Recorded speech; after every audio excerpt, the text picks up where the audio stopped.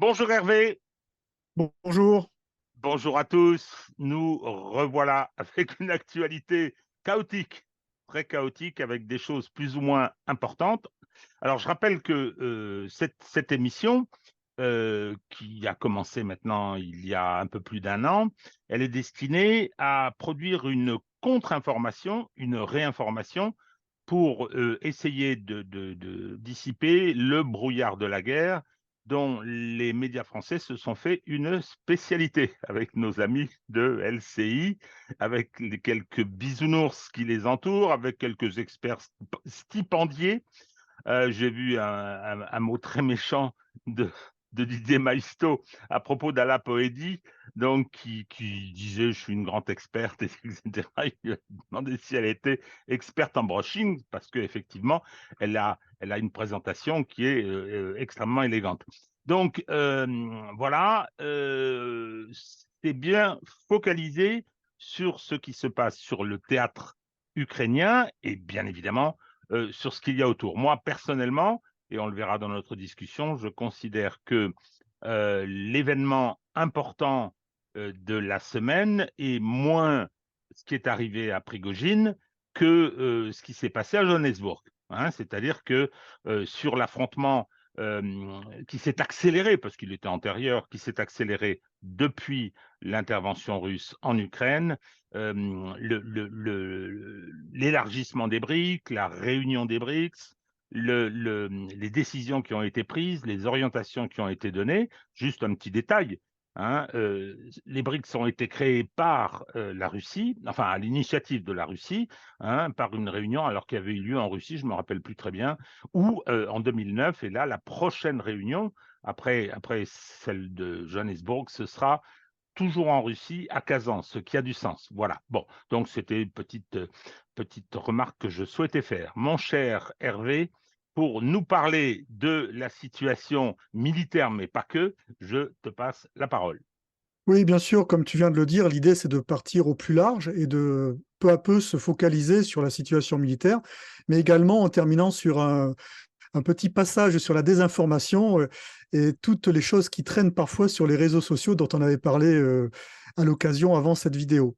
Donc, je vais Alors, partager. dis-moi, Oui, à ce propos, justement, ben, j'en profite parce que j'allais l'oublier. Tu avais signalé la sortie du livre de Michel Collomb, dont j'ai fait l'acquisition, qui est extrêmement intéressant.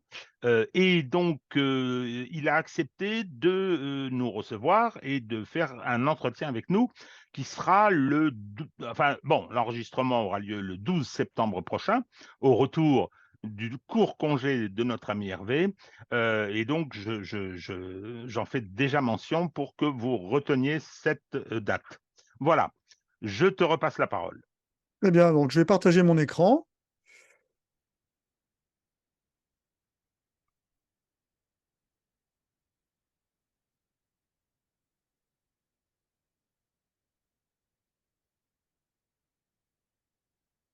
Voilà, comme je vous l'ai dit en introduction, on va partir de très loin, puisqu'en fait, il y a eu un élément qui est très, très important cette semaine.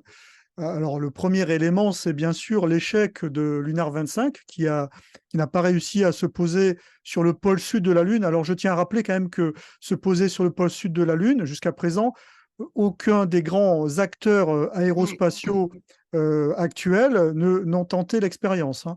Jusqu'à présent, les posées sur la Lune se font sur l'équateur. Donc, pourquoi le pôle sud? Pour y rechercher des traces d'eau. Donc, ça a été un échec. Évidemment, tout le monde s'est jeté sur cet échec pour aller, comme d'habitude, vers la russophobie, je dirais, ordinaire.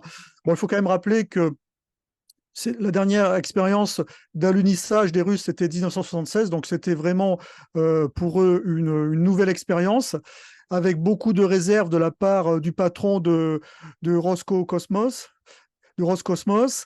Et donc, il avait annoncé d'emblée à Poutine qu'il y avait 70% de chances que ça réussisse, donc il y avait 30% de chances qu'il y ait un échec. Donc, on est quand même sur une configuration quand même qui était assez audacieuse. Je pense qu'ils vont en tirer les leçons et continuer l'expérience. Mais l'autre fait notable, et qui est important, c'est que par contre, les Indiens ont réussi à l'unir sur le pôle sud de la Lune. Et là, c'est une première internationale. Donc, c'est un succès incroyable de la part des Indiens. Donc, actuellement, sur notre planète, nous avons 4 puissances spatiales qui ont réussi des alunissages, les États-Unis, la Russie, l'Inde, la Chine. Et comme par hasard, ça va permettre de faire la transition sur la suite, c'est que 3 de ces puissances spatiales font partie des BRICS. Oui, tout à fait. Il y a des puissances pétrolières aussi. Alors à ce sujet, moi aussi, je suis véritablement en admiration devant ce qu'ont réalisé les Indiens parce que je pense qu'ils l'ont réalisé à des coûts qui sont sans commune mesure avec ceux que les Américains, dans leur stratégie spatiale, avaient exposés. Je rappelle pour la Russie, à l'époque Union soviétique, ils ont été les premiers à se poser sur la Lune. Hein, il y avait un robot qui s'appelait Lunakhod. Ils n'ont pas été ensuite capables, le souhaitaient-ils, ça je ne sais pas, ils n'ont pas été capables d'envoyer des hommes comme ont pu le faire les Américains au prix d'un effort colossal. Mais voilà quoi, donc c'est véritablement impressionnant d'avoir, parce que les Chinois y sont aussi, hein, c'est assez impressionnant d'avoir toutes ces puissances qui relancent la course à la Lune. Avec cette observation, c'est que je ne sais pas si c'est très intéressant d'y envoyer des hommes. Hein, c'est très complexe, mais en revanche, avec le numérique, on peut tout à fait y envoyer des robots, et ça, c'est quelque chose qui va probablement perdurer. C'est loin d'être anodin, ces 3 puissances spatiales qui font partie des BRICS, parce que même si on a décrié dans la presse occidentale l'échec russe de Lunar 25, la station internationale, l'ISS actuellement, ne tient et n'est ravitaillée que grâce aux Russes, hein, via les véhicules Soyouz, même si il me semble que SpaceX a commencé à assurer des ravitaillements. En tout cas, il faut penser déjà à la suite de cette station internationale, hein, dont la durée de vie de mémoire, c'est 2030. Et quand vous avez dans une alliance économique comme celle des BRICS 3 puissances spatiales majeures, on peut déjà imaginer les projets futurs dans ce domaine-là. D'ailleurs, ça a été l'un des sujets qui a été abordé lors de la réunion des BRICS cette semaine à Johannesburg. Alors, puisqu'on parle des BRICS, eh bien, il est bon de se rappeler ce qu'étaient les BRICS et ce que les BRICS sont devenus maintenant. Et on voit de quelle manière l'Occident s'est affaibli par rapport à cette alliance économique. Donc c'est flagrant, en 2023, les BRICS ont dépassé le G7 en matière de PIB. Alors, ce qui est intéressant, c'est qu'on parle de PIB, on n'est pas sur un PIB basé sur la parité de pouvoir d'achat. Par contre, lorsqu'on commence à découper le PIB des BRICS, on s'aperçoit que c'est un PIB qui repose énormément sur de la production, que ce soit de la production agricole, de la production énergétique, bon, de la livraison de matières premières ou d'énergie, mais surtout d'industrie. Alors, attention, ces chiffres-là sont ceux des BRICS d'avant l'élargissement, hein, Oui, d'avant, tout à d'avant fait. l'élargissement. C'est les BRICS à 5, hein, donc les BRICS originaux. Donc maintenant, l'avenir des BRICS à partir de juin 2024, eh bien, c'est plus 6 pays, l'Argentine, l'Égypte, l'Éthiopie, l'Iran, l'Arabie saoudite, les Émirats arabes unis. Donc des pays sur le plan politique de pieds différents, des économies également de pieds différentes, mais avec des forces et des faiblesses qui sont flagrantes au sein de chacun de ces pays, mais qui vont amener une puissance au niveau mondial qui ne sera pas négligeable. Comme on le voit sur ce graphique, on s'aperçoit que les BRICS, format 2024, vont être prépondérants dans bien des domaines. Le domaine pétrolier, le domaine bien sûr du nombre de la population, le domaine agricole, le domaine industriel, comme je l'avais dit, et surtout des domaines infiniment stratégiques comme les métaux rares et les métaux type palladium qui deviennent indispensables et incontournables dans l'électronique aujourd'hui. Alors, Jack Sullivan, je ne me rappelle plus quelles sont exactement ses fonctions au département d'État, a dit que c'était pas très important et que bon, il n'y avait aucun problème, hein, au moment où c'est le feuilleton présidentiel. Il y a eu on va parler un tout petit peu des États-Unis, c'est un sujet qui me tient à cœur. Il y a eu un débat avec les candidats républicains, mais personne ne l'a regardé parce que tout le monde avait les yeux tournés vers la séquence de Trump allant se faire photographier au moment où il a été mis en détention de façon très courte pour le procès qui lui est intenté en Géorgie.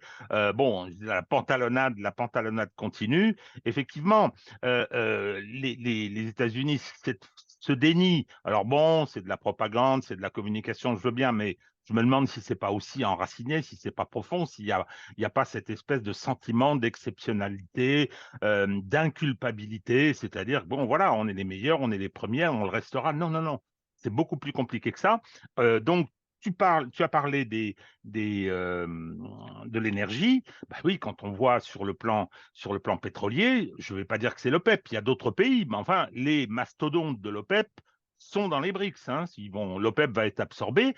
L'Organisation de coopération de Shanghai, qui est une structure internationale très structurante, justement pour l'Asie, va probablement être absorbée parce qu'on a beaucoup des pays qui sont les mêmes. Hein. Donc, il y a un nouvel ordre qui est en train de se dessiner. Et quand je dis un nouvel ordre institutionnel, c'est ça qui est quelque chose de très important.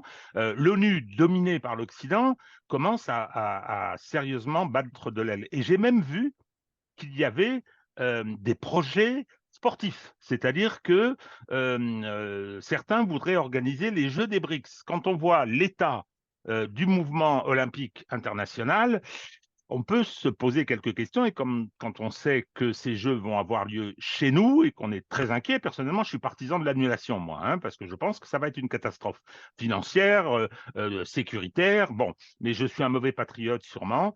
En attendant, je veux dire, le reste du monde commence à s'organiser et on ferait bien d'être très attentif à ce processus.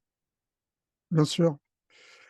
Donc nous allons nous rapprocher peu à peu du théâtre ukrainien et voir quelle est la situation des communautés russes ou russophones autour de ce théâtre ukrainien. En Moldavie, apparemment, il y a donc une partie séparatiste en Moldavie. Apparemment, le chef de l'Assemblée populaire de cette partie, la Gagouazi, a déclaré que le gouvernement autonome risquait de déclarer son indépendance. Donc on est face à une nouvelle possible république séparatiste en Moldavie, voire un effondrement de la Moldavie, sachant que la présidente moldave a des propos et une vision qui est très atlantiste et européenne. Donc, est-ce qu'on n'est pas sur une configuration comparable à celle de l'Ukraine en 2014? Ça reste à voir et en tout cas à scruter de manière attentive. Ailleurs, encore une fois, une problématique de communautés russophones ou russes, suivant la manière dont on veut les appréhender. En Géorgie, Medvedev a annoncé que la Russie pourrait annexer l'Abkhazie et l'Ossétie. Donc, à suivre, parce que bon, Medvedev, c'est un peu le back-up dans cette histoire-là. Donc, il parle beaucoup, il a énormément d'annonces, souvent assez agressives, et qui ont avant tout pour but de déstabiliser, évidemment, l'adversaire, c'est-à-dire les Occidentaux, l'Ukraine, toute cette sphère occidentale. Donc, à suivre également. Mais on voit en tous les cas que ces sujets-là ne sont pas considérés comme fermés par la partie russe. Alors ça constitue quand même un problème géostratégique et juridique aussi, parce que bon, ce sont bien évidemment les conséquences de l'effondrement de l'Union soviétique et de la disparition de l'Empire des Tsars, mais cette question de toutes ces parties, tous ces territoires où on parle le russe, alors soit parce que historiquement on le parlait, soit parce que des communautés russes se sont implantées dans le cadre du pays précédent qui était l'Union soviétique, ça crée des foyers de tension à chaque fois. Alors, je ne veux pas du tout faire de parallèle, et on sait bien que ce n'est pas mon propos, mais enfin, je rappelle quand même que après la Première Guerre mondiale, je veux dire, un des chevaux de bataille de l'Allemagne nazie, c'était la protection des populations germanophones et des populations allemandes. On se rappelle bien évidemment de l'affaire des Sudètes. C'est la raison pour laquelle je crois que la proposition de conférence internationale formée par les Russes à la fin 2021 était quelque chose d'essentiel. hein, c'est-à-dire de discuter de la sécurité en Europe, parce que ces problèmes-là en font partie. Sur le plan du droit international, en Europe, il y a des foyers de tension qui ne sont pas résolus et qui sont illicites sur le plan du droit international. Il y a bien sûr le Kosovo. Il y a Chypre également, depuis de mémoire de 1974, avec la partie qui a été annexée par la Turquie. Donc on a ces deux foyers de tension, notamment un foyer de tension à Chypre entre deux alliés de l'OTAN, puisque la Grèce est partie prenante dans le soutien à la République chypriote originelle. Et au plan international, lorsqu'on élargit ce problème du respect du droit international, on va trouver bien sûr les territoires occupés par Israël, territoires occupés de manière illicite. Une partie du Liban également qui pose question, le Tibet et la base de Guantanamo, parce que peu de gens le savent ou s'en rappellent, cette enclave américaine qui se trouve à Cuba et qui est en fait, dont le seul substrat juridique, c'est le bail Perpétuel. perpétuel, Habitat Aeternam, qui date le premier de 1904 et l'autre de 1934, mais sur le plan du droit international qui n'a aucune valeur, puisqu'on peut considérer que c'est par pression en fait que les États-Unis se maintiennent dans cette enclave. Donc, Non, on puis voit que le droit... j'ajoute de nouveau le juriste qui prend la parole, excuse-moi de t'interrompre. Oui, vas-y. Hein. C'est un acte de disposition du territoire national. Ça, on peut pas. On peut pas. On peut, comment dire, négocier des frontières, etc. Mais là, il ne s'agit pas de ça. C'est mon territoire, je le sais, mais je vous le donne.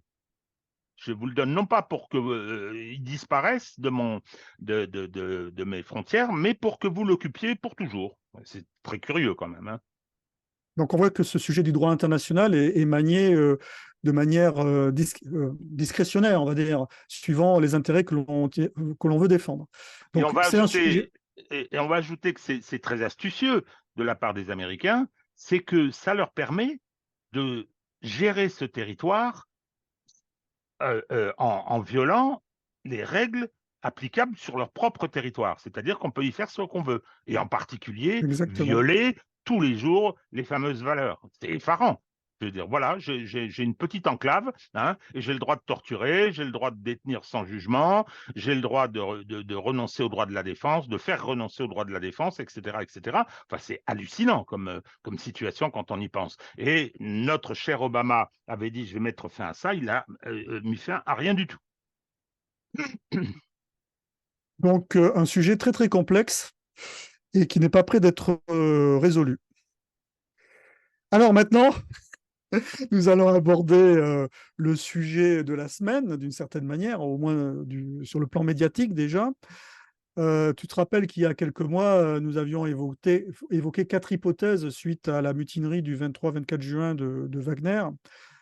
La première hypothèse, c'est que la mutinerie s'inscrivait dans une opération complexe de Makirovska. Alors, moi, je me suis posé quand même des questions durant les mois qui ont suivi, puisque quand je voyais de manière assez surprenante la manière dont était traité Prigojine, et puis également, même si Wagner était démantelé, on voyait que Wagner restait quand même un acteur auquel on donnait un rôle et des missions. Donc je me suis interrogé quand même, hein, même s'il y avait des éléments qui allaient contre cette hypothèse, notamment les aéronefs qui avaient été abattus avec les équipages qui étaient décédés. Ensuite, la deuxième hypothèse, c'était que bien, Prigojine avait été acheté par un service étranger. Donc ça, c'est la première hypothèse qu'on a évacuée rapidement. La deuxième hypothèse, maintenant, je pense qu'à la lumière de ce qui s'est passé, on peut également l'évacuer. Restent les deux autres hypothèses, bien sûr celle qui a toujours été défendue par les gens qui connaissent bien le système russe, celle de la mutinerie pour défendre ses affaires, tout simplement. Et ensuite, bien sûr, avec une collusion ou une passivité d'un certain pan de l'armée ultranationaliste qui trouve que les affaires en Ukraine, sur le plan militaire, ne vont pas assez vite ou pas assez fort, en fait. Hein. Et dont le fameux général Surovikin, hein, qui depuis cette affaire a disparu. On a appris qu'il était en résidence surveillée. Et puis dernièrement, il a été démis de ses fonctions de patron des forces aérospatiales. Donc, que dire? Je pense que l'on est à la fois sur une mutinerie et peut-être l'assentiment de certains chefs militaires qui, sans l'appuyer, en fait, l'a trouvé plutôt sympathique. Et donc, je pense qu'il y aura quelques conséquences peut-être sur leur carrière, même ça reste à voir en tous les cas. Alors maintenant, sur les hypothèses qui sont liées à cet accident, je pense que ça ne sert à rien de perdre trop de temps là-dessus, puisque ce qui sera surtout important, ce sont les conséquences éventuelles sur l'implication de la Russie en Afrique, qui est le théâtre de prédilection de Wagner, ou ailleurs sur d'autres théâtres comme l'Ukraine ou la Biélorussie, puisque Wagner est présent en Biélorussie. Donc la première hypothèse, ça a été bien sûr que, ça soit, alors ça a été très rapide, hein, que ça soit un missile solaire qui aurait abattu l'avion. On voit que l'avion, lorsqu'il tombe, il est démantelé, donc il manque des parties, qui aurait abattu l'avion. Donc c'est un missile solaire. Donc un missile solaire, ça peut être qu'un missile moyenne haute altitude, donc un S-300 ou un S-400. Le problème de cette hypothèse, c'est que si elle est avérée, il y a et que c'est évidemment on va dire, décidé, donc piloté par des gens de l'appareil d'État russe qui sont opposés à Prigogine et à son entourage, puisqu'il y a tout l'état-major de Wagner qui était dans l'avion. Eh bien, c'est le problème de la confidentialité, tout simplement, puisqu'il y a tous les opérateurs du système qui agissent, et puis également toute la chaîne de commandement de la défense solaire derrière. Donc, à minima, pour les acteurs, les opérateurs, c'est une dizaine de personnes, mais on remonte vite à une cinquantaine, voire une centaine de personnes sur toute la chaîne de décision. Donc, au niveau confidentialité, ce n'est pas tenable. Donc, soit c'est un accident, c'est-à-dire que le missile est parti par accident. J'y crois également assez peu. Je pense que de toute manière, les Américains ont des moyens de renseignement qui leur permettent de suivre tout ce qui se passe sur le théâtre ukrainien et sur le théâtre russe par leurs moyens de renseignement satellitaire.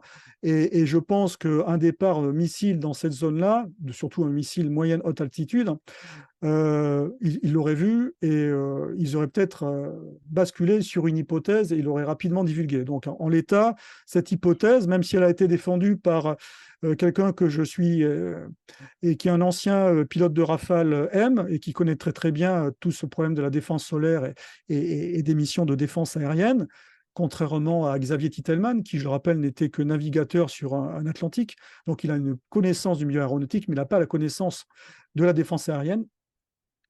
Eh bien, lui était parti sur cette hypothèse, hein, puisqu'on voit sur des images floues quelques éclats. Donc, ensuite, l'hypothèse qui maintenant fait jour, c'est bien sûr l'explosif, un explosif qui aurait été positionné à proximité du train d'atterrissage et qui aurait de ce fait-là disloqué en fait l'avion. Donc, c'est apparemment l'hypothèse sur laquelle s'orienterait l'enquête. Alors, je mets beaucoup de conditionnels dans ce que je dis là. Et bien sûr, ensuite, il y a la dernière hypothèse, c'est que c'est un accident. Hein. C'est un accident, je dis un accident aéronautique. Hein. Donc, c'est tout simplement un accident aéronautique qui peut arriver tout simplement. Alors, évidemment, les Embraer sont de très bons avions, mais il ne faut pas oublier que l'aviation russe est sous sanction depuis le début de l'opération spéciale. Donc, on peut très bien imaginer qu'il y ait des défaillances en termes d'entretien ou de certaines pièces. Bon, donc à suivre, ces hypothèses-là, ces trois hypothèses-là, que ce soit intentionnel, le missile solaire, l'explosif hein, placé dans l'avion, ou accidentel, un départ accidentel d'un missile solaire, hypothèse à laquelle je ne crois pas, ou alors un accident tout simplement aéronautique. Pourquoi pas? Évidemment, il y a des probabilités de niveaux différents suivant ce type d'hypothèse. En tous les cas, je pense qu'il ne faut pas perdre trop de temps sur ces hypothèses-là. On verra peu à peu si certaines viennent au devant de la scène ou pas et comment elles seront interprétées par ceux qui ont la capacité à les interpréter. Alors, je sors des gens qui ont la capacité à les interpréter, même si il ne faut pas être naïf, tous ceux qui ont tout de suite un a priori qui disent ou c'est les Russes ou c'est Poutine. même si en termes de probabilité, il y en a peut-être qui sont assez importantes sur ce type d'événement, mais il faut sortir de ce prêt-à-penser idéologique. Il faut aborder les choses de manière factuelle et ensuite on voit quels sont les éléments qui vont venir pour attester ou non de certaines hypothèses. Alors, je voudrais ajouter quelque chose à ce sujet. Moi, je ne me suis pas beaucoup passionné pour ce qui vient de se produire. Bien évidemment, c'est un événement, je veux dire, qui va interpeller. Mais d'abord, je n'étais pas absolument pas un fan de Monsieur Prigojine. C'est un oligarque, c'est un voyou. Je le tenais peut-être à tort pour un pitre militaire, mais je pense que c'était à raison. Il a fait de la communication. Je suis pas sûr que son groupe n'ait pas subi de lourdes pertes du fait du comportement de leur chef. Enfin bon, ça c'est ce que j'ai vu, c'est ce que j'ai entendu. Toujours est-il que pour renvoyer à ce que je disais au début de notre vidéo, je pense que c'est une péripétie. Alors on va s'y intéresser, bien évidemment. C'est une péripétie dans la marche du monde, là, qui s'est accélérée depuis l'année dernière. Je me répète, je radote, je finis par radoter, et je ne pense pas que ce soit d'un intérêt extraordinaire. Ça, c'est ma propre position, mais je comprends très bien qu'on se penche sur ce problème et qu'on essaie d'imaginer quelles peuvent être les conséquences sur le fonctionnement de l'État russe et sur le fonctionnement de l'armée. Tout à fait. En fait, le point de focal, c'est les conséquences. Les conséquences sur Wagner, c'est-à-dire la capacité de l'État russe à continuer ses opérations d'influence militaire en dehors du territoire russe, donc en Afrique essentiellement.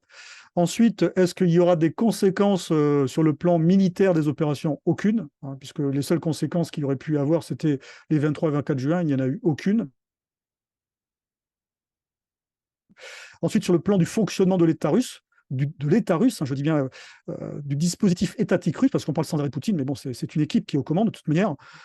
Bon, de toute manière, c'est un événement qui n'a presque pas été mentionné, puisque hier, Poutine était à Koursk pour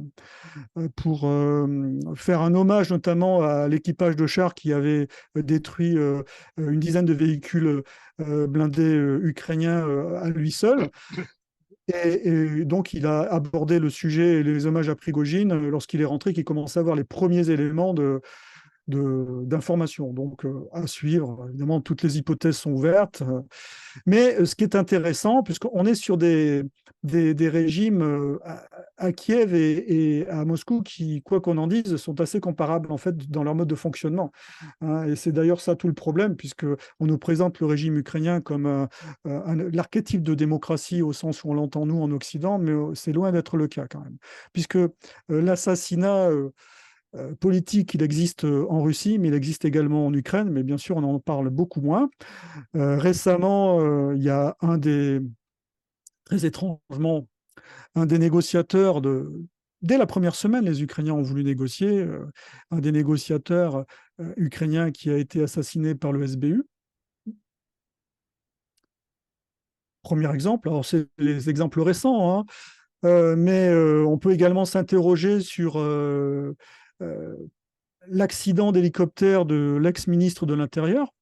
Alors c'est soumis à enquête, mais comme dans le cas de Prigojine, il y a les hypothèses de l'accident, mais également les hypothèses de l'attentat, ou interne ou externe d'ailleurs, hein, qui peuvent être, sachant que c'était un personnage qui est également extrêmement décrié, puisque le ministère de l'Intérieur a toutes les forces de défense territoriale sous ses ordres, et avec bien sûr quelques soupçons de corruption, comme d'autres autorités ukrainiennes, à commencer d'ailleurs, puisqu'on en parle un peu moins, le ministre de la Défense actuel. Et bien sûr, n'oublions pas notre cher Arestovitch qui, après sa sortie médiatique sur le bombardement de Dniepro, justement, où il avait, de mémoire, où il avait dit que le missile qui était tombé, en fait, c'est un missile antiaérien ukrainien qui était tombé sur l'immeuble. écoute, il a d'abord été viré, hein, on va parler très clairement, et ensuite il a été inscrit sur le site Mirotvorets. Je vous conseille de vous intéresser d'ailleurs à ce site Mirotvorets, qui est le site qui liste les ennemis de l'Ukraine et qui liste également les décès violents ou pas des ennemis de l'Ukraine. Et lui, il a été inscrit sur ce site, et de mémoire, il me semble qu'il s'est de manière prudente expatrié. Il me semble qu'il est expatrié actuellement en Italie, à confirmer. En tout cas, il n'est plus sur le sol ukrainien. Donc ça veut dire que lui-même se sentait en danger. Et bien sûr, il y a des antécédents, puisqu'il y a eu en 2015 le journaliste pro-russe qui a été assassiné à Kiev. Donc on est dans des pays où souvent les conflits politiques ou les conflits d'idées se règlent de manière violente. Et c'est pour ça que d'une certaine manière, même s'il y a des différences sur le plan du poids étatique entre la Russie et l'Ukraine, on est sur des systèmes qui sont assez comparables, d'ailleurs, qui viennent du même système, hein, le système soviétique. Donc, est-ce que c'est étonnant? Pas forcément.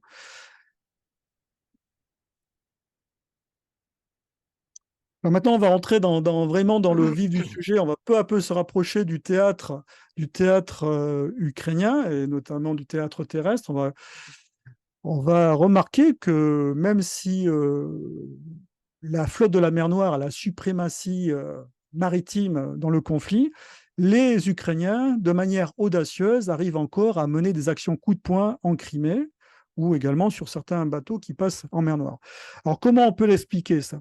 On peut l'expliquer d'abord parce que les Ukrainiens ont des forces spéciales qui sont quand même remarquablement bien entraînées et qui utilisent de manière adroite des moyens comptés, mais surtout parce qu'ils ont l'appui renseignement de l'OTAN qui leur permet de passer entre les mailles du filet du blocus russe. Alors ils font ça avec des petits bateaux rapides. Alors tu sais qu'il y a quelques semaines, on s'interrogeait sur la possibilité de bateaux nourrices qui permettraient aux drones navals ukrainiens d'être lancés à proximité des ports russes, hein, notamment du port dans lequel avait été touché le bateau amphibie. Peut-être que ce ne sont pas des bateaux nourrices et que tout simplement ce sont ces stations gazières qui ont été abandonnées depuis que les Ukrainiens ont réussi à bombarder l'île aux serpents. Donc, apparemment, certains de ces bateaux partiraient depuis ces stations qui se trouvent en mer, ces stations gazières, hein, c'est des stations de pompage gazier. Et donc, ça serait leur base d'attache. On peut imaginer que de temps en temps, ils arrivent à s'infiltrer et puis à les occuper. Alors, on peut s'étonner quand même sur le fait que les Russes ne soient pas au courant et n'arrivent pas à les, à les surveiller de manière constante. En tous les cas, c'est un fait, puisqu'ils ont réussi une opération commando dernièrement, directement à partir du port d'Odessa, sur le cap de Tarkankurk. J'ai vraiment du mal avec ces mots, c'est pas possible. Et donc, ce que l'on voit, c'est qu'ils sont partis d'Odessa avec des moyens très très rapides. Donc, c'est l'opération commando typique. Ils ont abordé. Il y a 2 jours, ils ont détruit une station S-400. Ils se sont exfiltrés. Donc, on est sur ce type d'opération commando qu'ils sont capables de faire, mais au départ d'Odessa. Alors, sur le plan militaire, évidemment, ce sont des piqûres de moustiques, hein, mais elles ont quand même un effet militaire sur le plan stratégique. C'est que les Russes, peu à peu, vont se dire qu'il n'est pas possible qu'ils ne neutralisent pas Odessa. Odessa est devenu vraiment un danger pour la Crimée et pour les activités maritimes côtières en Crimée.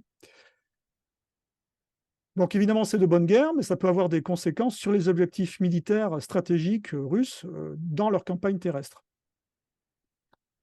Alors évidemment, comme je l'ai dit, tout ça, ça se fait toujours avec l'appui renseignement de l'OTAN, qui est fondamental dans toutes ces actions, de manière à vraiment préciser et donner aux Ukrainiens les espaces dans lesquels ils peuvent, espaces spatio-temporels dans lesquels ils peuvent s'infiltrer. Cette flotte de la mer Noire dont j'ai parlé, elle est puissante, mais elle n'a pas quand même un nombre élevé de bateaux de surface à même d'assurer le blocus. Donc, il y a forcément des espaces qui ne peuvent pas être surveillés de manière constante. Et c'est là où interviennent justement les moyens de l'OTAN, de manière à identifier et donner aux Ukrainiens ces créneaux espace-temps dans lesquels ils peuvent s'infiltrer.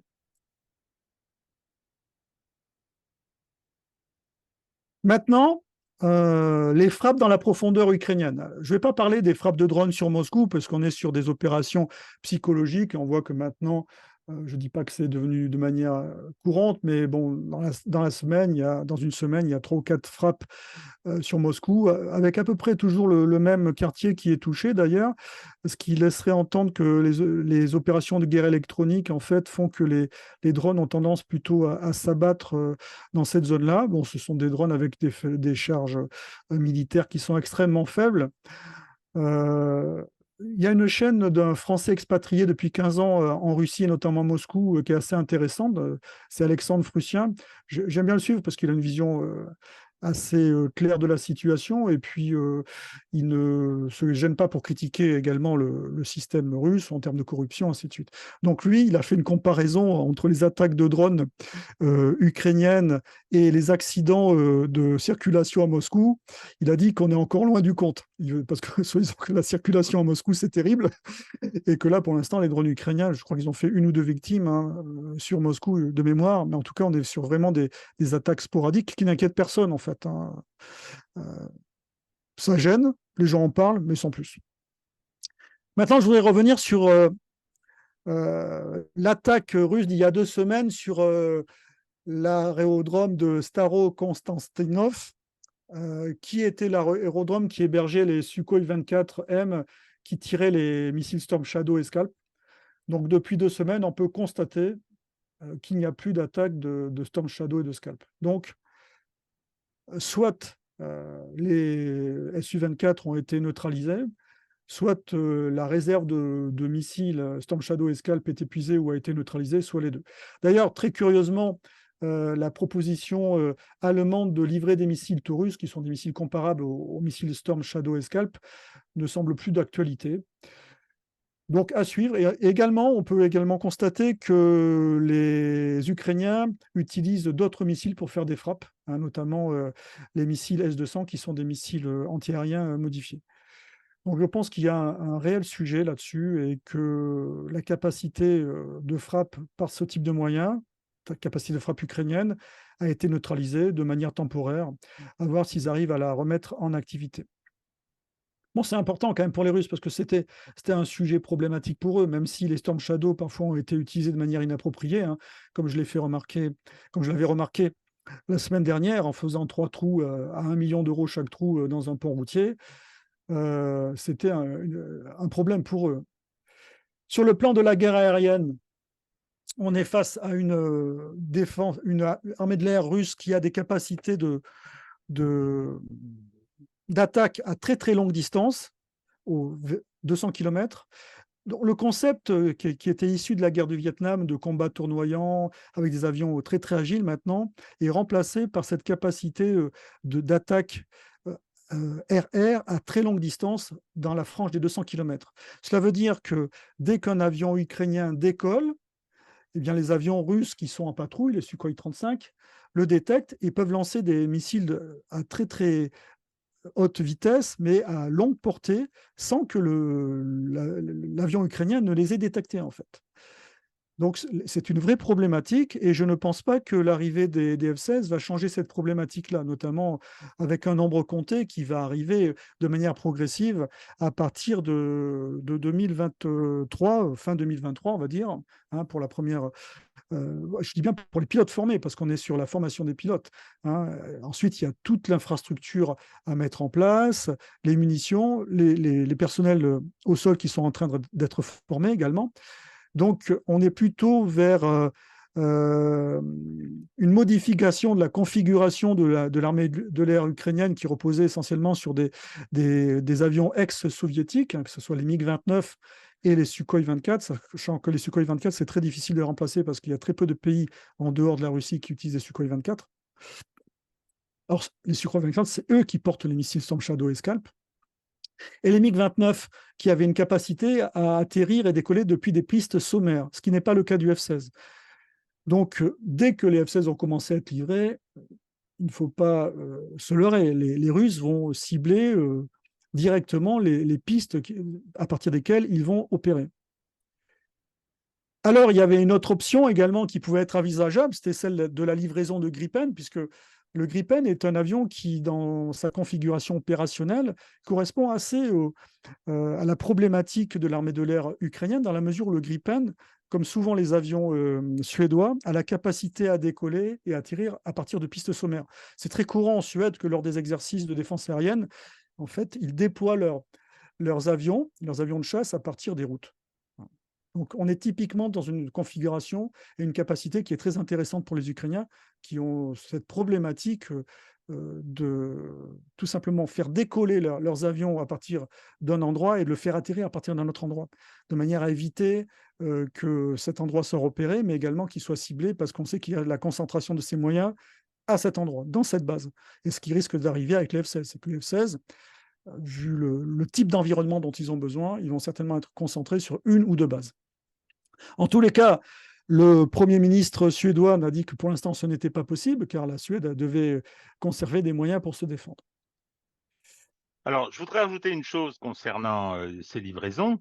Elles doivent être entérinées par les parlements. Parce qu'à la différence de nous, où on ne consulte jamais le Parlement, hein, où on a un président de la République qui vient de nous annoncer dans une interview de 18 pages dans Le Point, hein, je reparlerai à Poutine quand je jugerai ça utile. C'est-à-dire faisant preuve d'une suffisance qui a permis à Lavrov de le moucher, ce qui fait rire la presse internationale en disant en substance, ils ne le disent pas comme ça, comment les Français peuvent-ils supporter un freluquet de cet acabit. Voilà, donc oui, c'est-à-dire que ces livraisons, les principes ont été actés, mais c'est pas encore fait. C'est comme pour l'élargissement de l'OTAN, hein, c'est-à-dire que il y a encore des parlements, je pense aux Hongrois, je pense aux Turcs, hein, puisqu'il faut qu'il y ait l'unanimité, qui doivent statuer sur l'intégration de la Finlande et l'intégration de la Suède. On n'y est pas encore. Voilà.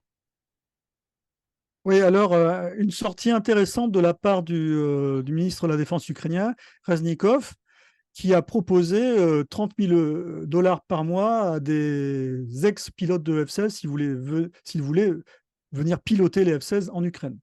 Donc à suivre, alors c'est très intéressant parce que ça montre une bascule quand même sur le plan de l'utilisation des techniciens occidentaux, ex-militaires, euh, pour les F-16, mais qui pourrait également permettre d'avoir une vision, on va dire, plus ouverte de ce qui se passe de manière cachée en ce moment, puisque il ne faut pas se leurrer, hein, tous les moyens de haute technologie comme les Patriotes, les radars de contre-batterie type Cobra ou autres, radars de contre-batterie français, les HIMARS, les systèmes Mamba, on ne peut pas imaginer qu'il n'y ait pas des ex-militaires occidentaux qui participent à la maintenance sur place ou qui, en fait, aident les opérateurs ukrainiens à les manipuler. Il y a eu trop peu de temps entre le moment où on a annoncé qu'ils étaient livrés et le moment où ils étaient en action sur le sol ukrainien pour que ça soit possible.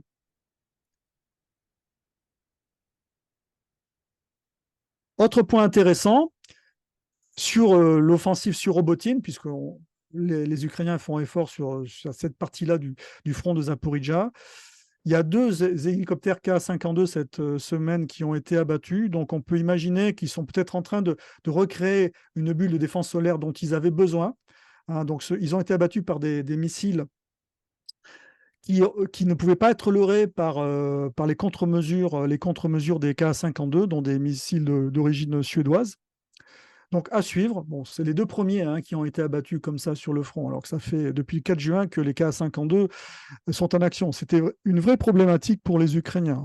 Donc ils sont passés on va dire, à une étape supérieure de leur offensive en cherchant vraiment à faire effort sur Robotine, en engageant notamment leurs réserves qui étaient originalement prévues pour l'exploitation. Il y a des informations qui ressortent notamment de la part des volontaires étrangers, donc pour parler des volontaires étrangers sur le front ukrainien, c'est la fuite des volontaires étrangers. qui quittent le sol, pour la plupart, la grande majorité. Alors, je parle de ceux qui sont engagés, hein, je ne parle pas de ceux qui sont derrière, qui font de la formation, je parle de ceux qui sont engagés dans des unités sur le front, ils partent. Ils partent parce que la densité de feu russe est astronomique, parce qu'ils constatent des problèmes d'organisation au sein des troupes ukrainiennes, et ils ont l'impression d'être sacrifiés inutilement. Donc, J'ai il lu y a quand quelque même des... part qu'il y aurait eu 10 000 pertes chez les Polonais, qui eux sont très investis et continuent d'ailleurs à s'organiser à l'intérieur du pays, mais alors je ne sais pas du tout hein, d'où ça sort. J'ai trouvé que c'était énorme, mais est-ce que tu penses que c'est plausible? C'est compliqué d'attester des chiffres, hein. La seule chose que l'on peut constater, c'est que, comme je le dis sans arrêt, à partir du moment où il y a une suprématie des feux d'artillerie russe et que 70 à 80% des pertes sont dues à l'artillerie, euh, on peut imaginer qu'il y a une correspondance en fait sur les pertes, hein. Ouais, mais alors ça veut donc dire que les Polonais sont très investis sur le terrain, s'entend, hein, que Ah, leur armée soit oui, mobilisée. oui, je pense C'était qu'il y 10 a 000 pertes polonaises, hein. Oui, je pense qu'il y a beaucoup de volontaires polonais sur le terrain. Je pense que c'est d'ailleurs le contingent étranger qui est le plus présent, pour plein de raisons, hein. Mais des raisons historiques, des raisons géopolitiques, des raisons idéologiques. Voilà. C'est eux qui, logiquement, sont le plus investis dans cet appui à l'Ukraine. Mais là, on est sur des taux de perte annoncés par ce. Donc, c'est une interview hein, sur la chaîne ABC News de 80, lui dit 85%, on va dire 80%, dans son groupe, dans son équipe. Hein, donc une dizaine d'hommes, 80%, il en reste deux en fait. Alors quand je dis des pertes, c'est les blessés et les morts. Hein, et sur les morts, après, évidemment, c'est radical, mais sur les blessés, il y a ceux qui sont blessés de manière légère qui pourraient revenir au combat, et puis ceux qui sont blessés de manière irrémédiable. Et comme il le dit, on est très clairement confronté à une force très professionnelle. Alors j'aurai l'occasion d'y revenir, mais je pense que le présupposé de départ de cette offensive ukrainienne face à un dispositif défensif inégalé depuis Koursk, c'était que les Russes allaient reculer, se débander parce que leur morale n'était pas bon. Donc on est face vraiment à ce qu'on appelle une auto-intoxication, c'est que on est persuadé de ses propres mensonges et on en arrive à une situation qui est compliquée. En appliquant en plus des doctrines de l'OTAN, qui sont des doctrines qui sont applicables qu'à partir du moment où on a la supériorité aérienne et la supériorité des feux, ce qui n'est pas le cas de l'armée ukrainienne. Donc j'aurai l'occasion d'y revenir parce qu'évidemment, ils sont obligés de trouver des tactiques et des modes opératoires de substitution, mais par défaut en fait. Donc cette fameuse 90e brigade ukrainienne d'assaut aéroporté qui est engagée maintenant, qui était la brigade la plus puissante des forces ukrainiennes avec les chars Challenger, les Marder, ainsi de suite, elle est engagée maintenant dans la direction de Tokmak et elle est sur Robotine. Aux dernières nouvelles, Robotine aurait été pris par les Ukrainiens, mais j'aurai l'occasion d'y revenir. Hein. Et donc, elle utilise pour des moyens de déminage. Et ces moyens de déminage, que ce soit des moyens tels que celui-ci qui fait à partir du Striker ou à partir d'autres chars, sont des moyens qui sont comptés et qui sont tout de suite ciblés par les Russes, en fait. Ce sont les moyens qui sont ciblés prioritairement par les Russes, qui sont repérés par les drones, ciblés directement par des drones kamikazes ou des munitions rôdeuses. Donc, c'est catastrophique. Et c'est pour cela que les Ukrainiens sont passés à cette tactique d'infiltration, hein, de manière à protéger leurs engins. Donc, ils s'infiltrent de nuit par petits groupes, de manière à rentrer dans le dispositif russe, après tenir les positions le lendemain. Alors, quand je dis tenir la position, c'est tenir vis-à-vis des frappes russes, de l'artillerie russe. Donc, on est toujours dans cette problématique des feux russes. Et il grignote comme ça, j'aurai l'occasion d'y revenir. Alors, il y a un élément qui est extrêmement important dans le système de la contre-batterie. La contre-batterie, historiquement, c'est détruire ou neutraliser l'artillerie de l'adversaire après l'avoir repéré d'après la trajectométrie au moyen de radars qui permettent de repérer les départs de coups.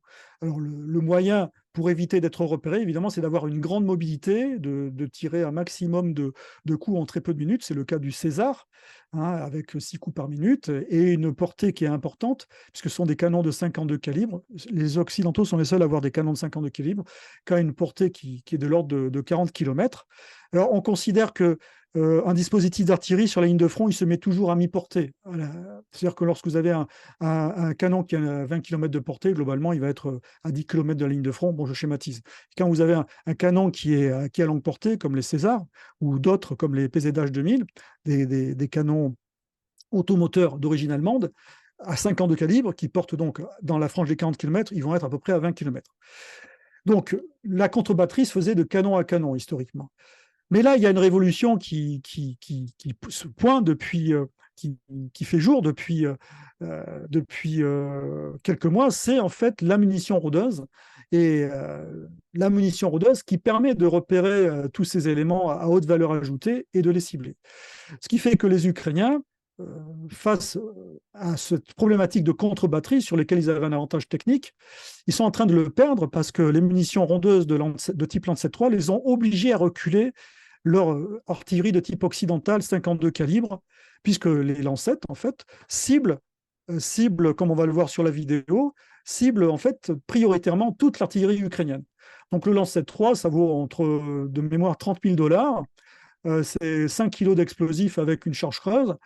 Et puis, tout simplement, c'est la munition rôdeuse. Donc, ils la font rôder dans la frange des 20-40 km. La portée, c'est 40 km. Et puis, dès qu'elle repère une pièce d'artillerie, elle la frappe. Donc, on est vraiment sur une révolution de la contre-batterie au moyen des munitions rôdeuses et qui annule en fait l'avantage de la pièce occidentale de type 52 calibre. De même, sur le plan de l'artillerie, le drone, c'est une vraie révolution parce que vous pouvez avoir des pièces, on va dire, anciennes, comme celles qu'utilisent la plupart du temps les Russes, mais également les Ukrainiens.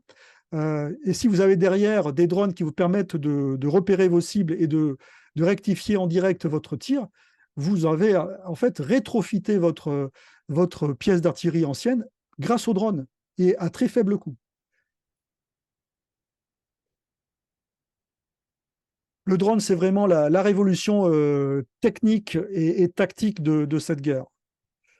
On ne peut pas imaginer un char actuellement ou une escouade d'infanterie, donc un groupe d'infanterie ou une section d'infanterie, sans un drone. Ils ne bougent pas, hein. Tant qu'ils n'ont pas d'image du drone, ils ne bougent pas en fait. Hein. Alors sur cette question de la contre-batterie sur le sol ukrainien, évidemment, de nombreux analystes de Plateau TV disent que les Ukrainiens sont en train de gagner la guerre de contre-batterie, mais en fait, c'est complètement nié par les soldats ukrainiens qui sont sur le front, qui remarquent qu'au mois de juillet, sur le front de Kupiansk, Bakhmut, les Russes tiraient 6500 coups par semaine. Depuis le mois d'août, ils tirent 9000 coups en moyenne. Alors, coups d'artillerie, c'est tout type, hein, que ce soit mortier, obus d'artillerie et puis roquettes. Donc, comment attester qu'il y a une contre-batterie ukrainienne efficace alors que l'augmentation des feux russes est attestée? C'est pas possible. Encore une fois, toujours se ramener au fait et sortir du discours idéologique. Et à partir du moment où on sort du discours idéologique, d'ailleurs, je conseille à tous les auditeurs de suivre cette chaîne qui s'appelle History Légende, avec cet analyste qui n'est pas un militaire, mais qui fait des analyses qui sont remarquables sur le plan stratégique, parce qu'en fait, il a une très très bonne méthodologie et surtout, il n'a pas d'idéologie. Donc, il analyse. Alors, je vais ajouter quelque chose le concernant. Moi, ça fait longtemps que je le regarde. Alors, bon, je le regardais grâce aux sous-titres automatiques, hein, avec traduction automatique, ce qui était parfois chaotique, mais il se trouve qu'il parle parfaitement bien le français. Donc, Exactement. il devrait faire ses vidéos en français. Enfin, ça serait quand même beaucoup plus facile pour nous.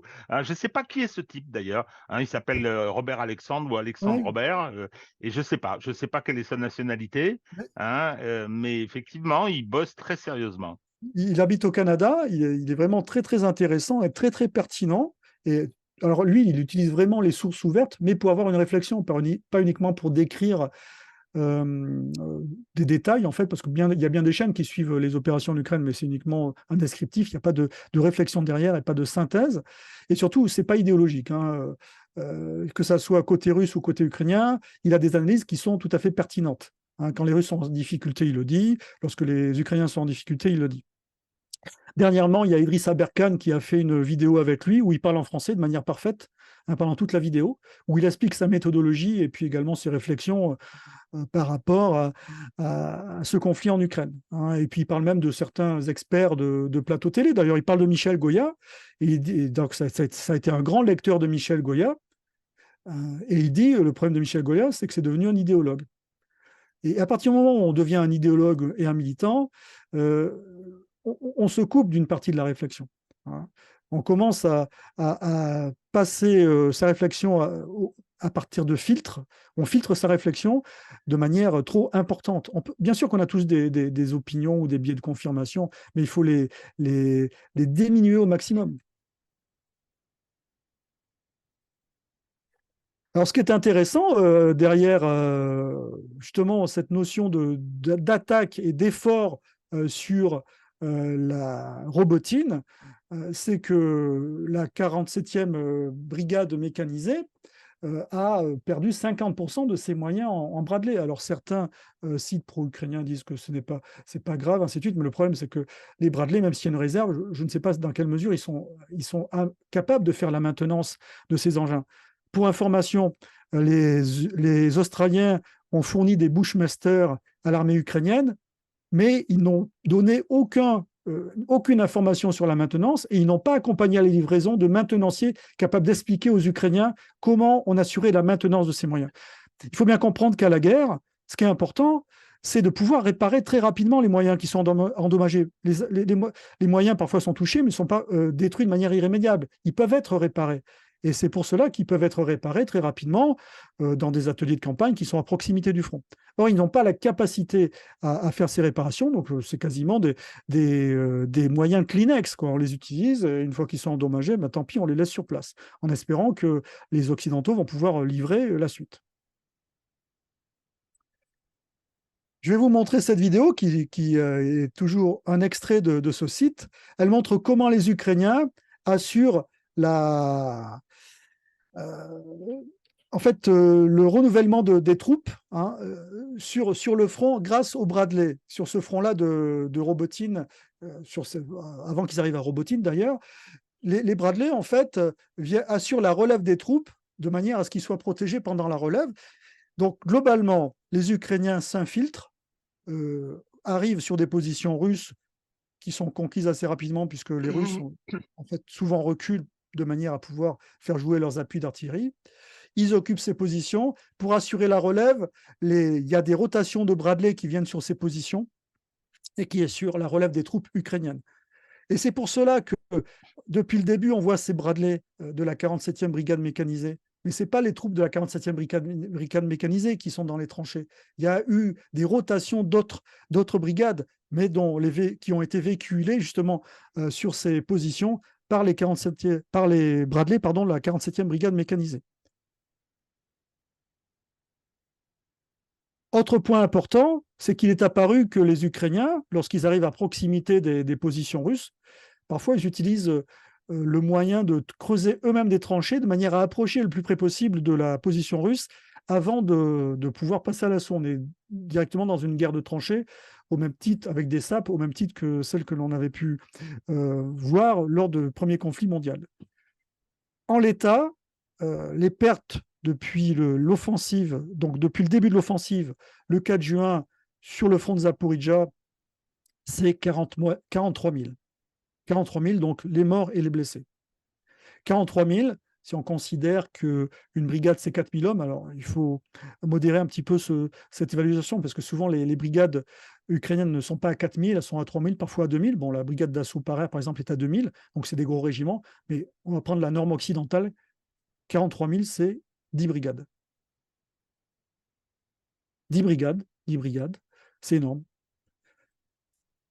Pour en revenir justement au témoignage du volontaire américain qui parlait des 80% de pertes dans son équipe, dans son groupe de combat, ben voilà ce à quoi ça correspond, hein, 2 morts, tout le reste des blessés, et puis 2 qui sont encore capables d'agir. D'agir. Pour information, sur Bakhmout, il y a un volontaire australien qui était à l'état-major d'une des brigades mécanisées qui était engagée sur Bakhmout, a dit sa brigade avait eu 80% de pertes. Donc on est sur ce type de pertes face au feu russe. Également, pour information, les Ukrainiens sur Bakhmout ont engagé 100 000 hommes. 100 000 hommes ont été engagés pendant tous les plus durs combats de Bakhmout. Donc en rotation, bien sûr, mais c'était ça, 100 000 hommes. Et là, on comprend bien pourquoi les stratèges occidentaux leur ont dit, mais est-ce que vous êtes sûr de ce que vous faites là? Vous êtes sûr que ce n'est pas un piège que vous tendent les Russes? Parce que pendant ce temps, qu'est-ce qu'ils faisaient les Russes pendant que les Ukrainiens se battaient sur Bakhmout? Qu'est-ce qu'ils faisaient au sud? Ils continuaient leur ligne de fortification. Et ça, il ne faut pas l'oublier. Donc, sur le plan stratégique, avoir attiré les réserves ukrainiennes sur Bakhmout en utilisant Wagner, qui est une troupe qui peut supporter des pertes qui sont beaucoup plus acceptables sur le plan social en Russie, sur le plan stratégique, c'est assez pointu et maîtrisé, en fait. Ils ont permis comme ça de gagner du temps de manière à parfaire leur ligne de défense au sud. Alors qu'au départ, leur ligne de défense au sud, elles étaient, bien sûr, ils ont commencé à les établir, mais elles n'étaient pas aussi solides que maintenant.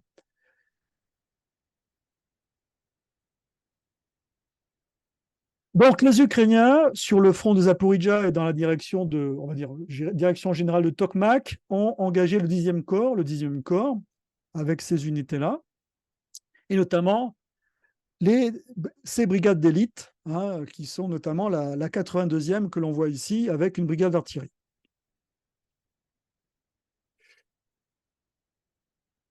Les Ukrainiens, entre le 1er août et le 20 août, ils ont avancé de 1,5 km en direction de Robotine.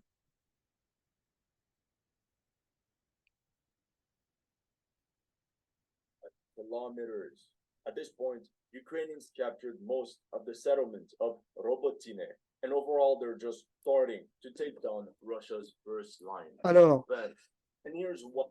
c'est un extrait donc de cette chaîne qui est vraiment excellente. Je trouve que c'est vraiment l'analyste qu'il faut suivre. Je fais un arrêt sur image du dispositif russe. Il faut regarder le dispositif russe. Alors, c'est d'après les images satellites qu'il a été recréé. Voilà où en sont les Ukrainiens. Voilà où en sont les Ukrainiens au bout de le 4, quasiment presque 3 mois d'offensive. 2 mois et demi. Voilà où ils en sont. 43 000 pertes. Et ils engagent leur réserve stratégique, leur réserve qui était prévue au départ pour exploiter. Donc, à suivre, je ne vais pas présupposer de la suite, mais à suivre. Sachant que dès le 24 juillet, ils avaient déjà approché ces lignes-là sur Robotine. Alors, ils avaient cherché plutôt à attaquer en frontal, ça ne s'était pas forcément bien passé.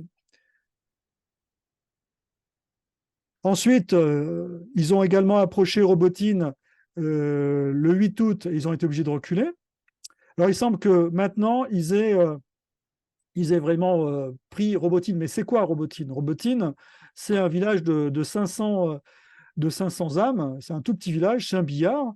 Et depuis qu'ils sont sur Robotine, qu'est-ce qui se passe? Eh bien, l'artillerie russe, elle cible Robotine de manière continue. Globalement, voilà où on en est en termes de position, sachant que les Russes, bien sûr, ne se gênent pas pour amener des renforts. Aux dernières nouvelles, d'ailleurs, ils seraient en train de mettre en place une 18e armée au sud de Kherson. Donc, à voir, toujours l'éternel sujet en fait des réserves russes, puisque autant les Ukrainiens, on est dans un système d'hypercommunication. Chaque brigade ukrainienne a sa page Facebook. C'est un truc incroyable. On peut suivre ce qui se passe en regardant les pages Facebook des brigades ukrainiennes. Côté russe, c'est le blackout. On ne sait rien, ou très peu de choses, et quand il y a de l'information qui filtre, on peut se poser des questions sur la qualité de l'information qui filtre. Est-ce que ce n'est pas une manipulation des Ukrainiens qui voudraient faire croire que ce sont des soldats russes qui se révoltent, ou alors c'est les Russes qui font des espèces de vidéos à l'intention des Ukrainiens pour les conforter dans l'idée que leur morale n'est pas bon et de les pousser justement à attaquer alors qu'ils ne sont pas forcément dans une situation favorable. toujours penser à cette guerre de l'information et à qui elle peut servir. Donc Robotine, c'est ça, c'est 500 âmes, un village de 500 âmes. Bon, je te rassure, il n'y a plus personne hein, dans le village. Hein. Ben, évidemment. Alors, Ça, moi, je voudrais, à ce stade, bon, j'ai eu quelques remarques sur email, par message privé, sur effectivement cette approche descriptive de la situation, mais qui peut peut-être à certains moments donner l'illusion d'un équilibre des forces. Alors, c'est toujours la question de la focale. C'est toujours la question de la focale. La première observation que je crois nécessaire de faire, et ça me ramène à notre cher Goya, que j'appelle Goyafi, qui a eu un incident avec Libération, hein, c'est-à-dire toute la partie de l'infosphère qu'il soutient et qui s'en sert comme expert, hein, dont une partie la pointe d'ailleurs, hein, on le sait. Donc, il avait dit que bon, bah, fallait peut-être arrêter les frais concernant cette contre-offensive. Et bon, Libération a fait un titre qui disait pas exactement ça, sinon le contraire. Hein. Il fallait se reprendre pour redémarrer plus tard. Bien. Donc, il était furieux. C'est-à-dire qu'il est confronté, notre cher colonel Goyafi, il est confronté à un problème aujourd'hui, c'est-à-dire qu'il n'est pas fou. Certes, il a idéologisé son engagement, c'est bien de ça qu'il s'agit. Hein. Il s'est engagé pour des raisons qui le regardent, il s'en expliquera peut-être un jour, hein. Mais actuellement, beaucoup de gens font des captures d'écran depuis le début d'ailleurs, hein, et lorsque on les examine les unes derrière les autres, on s'aperçoit du nombre d'âneries que lui et d'autres, bien évidemment, ont proféré quand même. Hein. Le plan russe a échoué. Alors j'ai vu que sur le site du journal qui avait publié cet article au début, hop, la titraille a été changée. Hein. La partie initiale du plan russe a échoué alors qu'il n'avait pas dit ça. Il y a la question récurrente, les Russes n'ont plus de missiles, les Russes n'ont plus de munitions, etc., etc. Il n'a pas été jusqu'à dire qu'ils étaient obligés de mettre les puces de machine à laver dans leur missile, mais je dirais presque pas loin. Je tiens à ce que, effectivement, le travail qu'on fait ici et dont s'acquitte brillamment notre ami Hervé n'encourt pas cette critique. C'est-à-dire que c'est la raison pour laquelle il faut rester prudent. Il faut rester prudent, il faut pas insulter l'avenir, on ne sait pas ce qui va se passer. Et il vient de donner une des raisons importantes, c'est que les Russes cachent. Les Russes, Maskirovka, hein, on ne sait pas ce qui va se passer. En revanche, on sait ce que font les Ukrainiens et on sait très bien l'importance de la communication parce que je le vois sur les réseaux et sur Robotine, la prise de Robotine, hein, c'est-à-dire quelques arpents de maisons détruites, est présentée sur les réseaux par des gens qui n'ont aucune compétence, mais qui relaient, on s'auto-congratule, etc. Il y a une forme de fanatisme qui s'est installée et pour que le soutien en Occident, le soutien à la direction ukrainienne persiste, eh bien, on va continuer ces opérations militaires à objectif de communication. Cela étant, il faut être clair. Il faut être clair et prendre nos responsabilités. Il suffit de lire la presse anglo-saxonne. La presse anglo-saxonne, elle est avec toutes les précautions de celle qui soutient l'administration démocrate. Hein, elle dit c'est terminé, c'est fini. Cette offensive a raté. Elle a eu un coup extraordinaire. Hein. J'ai vu le concept de perte irrécupérable qui fait que on continue parce qu'on a déjà tellement perdu. Ce serait un sacrifice insupportable que d'accepter d'avoir perdu ça pour rien. Hein. Donc, il peut y avoir effectivement des mécaniques comme celle-là, mais le constat, il est que cette contre-offensive, qui est une contre-offensive Nivelle, qui avait été annoncée Nivelle, hein, je parle du chemin des dames, bien sûr, de la Première Guerre mondiale, hein, où on a envoyé des gens au massacre, 80% de pertes dans les unités, non mais c'est monstrueux, et ça fait 3 mois que ça dure. 3 mois qu'on voit des vidéos sur Telegram, des vidéos épouvantables. J'en ai vu une ce matin, hein, où on voit, pris par un drone, on voit des porcs qui viennent manger les cadavres ukrainiens. Enfin, c'est insupportable. Hein. Et moyennant quoi, on continue. Il y a notre ami Titelman, hein, tu n'en as pas parlé tout à l'heure. On parle des F-16, on parle des avions suédois. Lui, il a lancé une pétition et il y a eu 3000 signatures pour qu'on envoie des Mirage 2000 qui a été mis en service en 1978, des Mirage 2000 à ces pauvres Ukrainiens. Donc, effectivement, la contre-offensive ukrainienne a été un massacre et elle a stratégiquement échoué. Voilà, donc on prend nos responsabilités. Je ne sais pas comment cette guerre va se dérouler. Je pense qu'Hervé non plus. Hein, la suite des opérations, on peut faire de la spéculation, mais je ne sais pas si c'est très intéressant. Hein. Concernant une contre-offensive lourde, une contre-offensive flèche, hein, comme disait Douglas MacGregor, je n'en sais rien du tout. Hein, je ne sais pas comment les Russes voient la suite de cette guerre et la sortie de cette guerre. Parce que ça, c'est quand même important. Hein. Il y a des objectifs stratégiques qui ont été définis au départ. À mon avis, ils ont pas mal évolué. Hein. Question d'Odessa, par exemple, que tu soulevais tout à l'heure. Hein, à partir du moment où ce port reste une menace concernant la mer Noire, une menace pour la Crimée. Donc voilà, je ne sais pas, mais là, pour cette partie de la contre-offensive, c'est un échec sanglant. Donc, voilà, moi je prends mes responsabilités en le disant. Je te repasse la parole. Oui, alors, en imaginant que sur Robotine, ils aient la capacité à continuer à manœuvrer, voilà ce que pourraient et devraient faire les forces ukrainiennes de manière à neutraliser, à prendre de flanc la ligne de défense russe. On n'est pas du tout vers une percée. Ils vont surtout pas commencer à se lancer sur une percée alors qu'ils ont quasiment plus de réserves, qu'ils n'ont pas de support aérien et qu'ils ont une artillerie qui a des munitions qui sont comptées. Donc on serait sur un gain tactique de ce type-là, de manière à neutraliser cette ligne de défense russe. On n'y est pas encore. Et cette réflexion, elle est très juste.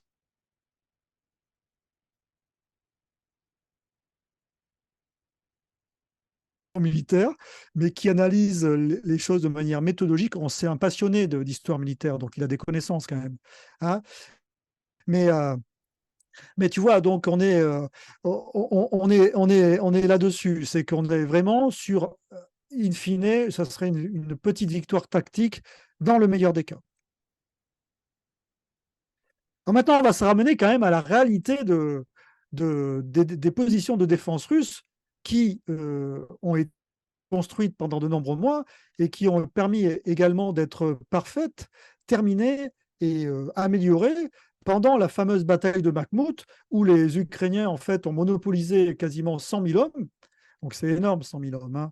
On est presque sur 20 brigades et peut-être même au-delà. Alors qu'ils auraient pu peut-être à ce moment-là se poser la question de percer avant que les Russes soient vraiment complètement installés dans cette zone. Si jamais ils avaient la capacité, évidemment, à percer. Le problème de cette offensive ukrainienne, j'y reviendrai sans arrêt, c'est l'auto-intoxication. Ils ont pris comme modèle l'offensive de Kharkiv en septembre, où ils sont rentrés dans des dispositifs russes qui étaient lacunaires, où il y avait très peu de monde. Ça n'a quand même pas été une balade militaire, puisque les appuis-feu russes, encore une fois, ont travaillé, et les Russes ont réussi à se rétablir sur la rivière Zerebets en utilisant les premiers mobilisés. Rétablissement catastrophe, mais ils l'ont fait. Mais à partir du moment où vous avez une armée comme ça qui est capable de se rétablir comme ça, alors qu'ils ont été enfoncés, déjà au niveau moral, il n'y a pas à dire grand-chose. Ensuite, il y a eu le retrait de Kherson avec cette manœuvre opérative majeure et menée de main de maître pour rétablir les 20 000 hommes sur la rivière la plus à l'est du Dniepr et de manière à armer les premières positions défensives sur la trouée de Zaporizhzhia. Et ensuite, cette manœuvre sur Bakhmout de manière à monopoliser les Ukrainiens et à les épuiser sur Bakhmout. Globalement, c'est ça la stratégie des Russes. Hein. Ça a été les monopoliser sur Bakhmout pour pouvoir construire et finaliser leur dispositif défensif sur la trouée de Zaporizhzhia. Donc, très bien. S'ils arrivent à percer sur Robotine, hein, Robotine, c'est là. Voilà ce qui reste. Hein, voilà ce qui reste. Et là, c'est Tokmak, à 20-30 km. Et tout ça sans appui aérien, avec un appui artillerie qui est compté à cause des munitions.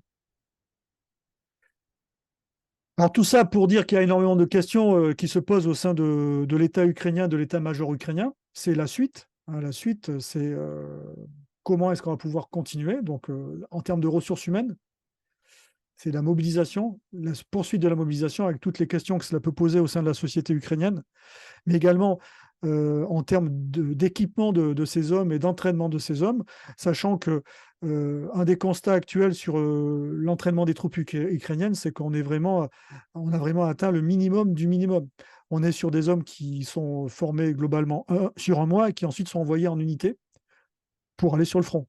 Et à l'époque de Bakhmut, où la situation était tendue, il y a des hommes qui sont allés sur le front avec 5 jours de formation. 5 jours de formation. Donc, expérience de vie de ces hommes-là, face à des troupes wagnériennes qui, quoi qu'on en dise, malgré toutes les bêtises qui ont été dites sur Wagner, qui agissaient de manière très, très professionnelle en utilisant énormément les drones. Il faisait même... Il faut voir ce truc-là, c'est que lorsqu'il y avait une action qui avait été faite et qui n'était pas, on va dire, efficace, comme ils avaient filmé ça par drone, comme des joueurs de foot, ils revoyaient l'action de manière à la rejouer après, de manière différente. Donc, face vraiment à des unités de mercenaires, mais des professionnels, et il faut mettre de côté toutes ces histoires de chair à canon, ainsi de suite. Ce qui ne veut pas dire qu'ils n'aient pas eu de pertes, mais ils ont agi de manière professionnelle en utilisant les drones, les appuis-feu directs, indirects. Pas d'avancée sans au moins avoir tapé et appuyé les défenses ukrainiennes sur Bakhmut, avec des escouades qui étaient très très bien organisées, avec notamment une escouade sanitaire qui devait aller chercher les blessés tout de suite. Donc, du travail de professionnels. Maintenant, on va arriver au front. Donc, je vais aller très très rapidement sur le front. On voit que, de toute façon, comme je l'ai dit, les Ukrainiens cherchent à pousser sur Robotine en engageant leur dernière réserve et les réserves qui étaient prévues initialement pour exploiter. Et puis au nord, cette fameuse offensive russe sur Kupiansk, dont personne ne parle, et qui est en train d'atteindre les contreforts est de Kupiansk et notamment des hauteurs, puisque cette partie-là de la configuration topographique avantage les attaquants. Donc voilà globalement l'image du front. Très rapidement sur le secteur de Kherson, eh bien, pas d'avancée notable. La guerre des îles au débouché, là sur l'estuaire, avec des détachements ukrainiens qui cherchent à s'implanter et qui tout de suite après sont frappés par l'artillerie russe.